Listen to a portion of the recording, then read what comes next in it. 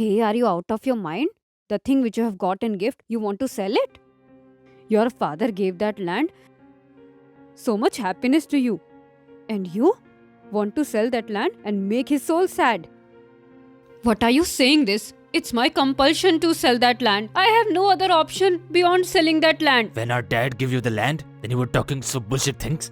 He said you'll build a house on it, you'll name that house after our dad, and dad gave you that land out of pity.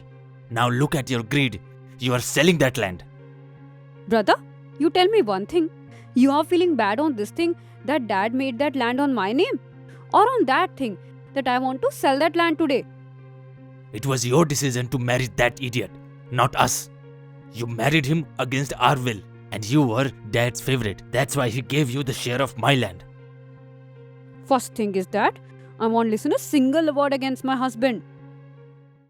Since the day I got married, he had kept me like a queen in this home. He never kept me lacking of anything. He never scolded me for anything till date. Always before him, he kept me and my kids. But sadly, he needs kidney transplant. His kidney is not working, so I have to sell that land. And dad haven't given me that land by having mercy on me. When I was 5 years old, he bought that land for me. He gave me land of my right only, not of your right. Till date, so many years you haven't come to see that in what condition your daughter is here. When I asked help from you guys for money, then you completely refused me. But when you came to know that I am selling that land, how fast you guys came to make me understand importance of relations, to make me understand importance of that land. And mother, you just tell me one thing. For a mother, all her kids are equal. Mother is an image of God. Mother's love should be equal for all the kids. So why all your love is for Sagar only? Am I not your daughter?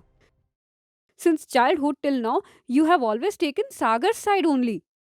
You only loved him. That when Vikas came into my life, then I came to know that how love feels. He gave me so much respect. He takes care of me very well.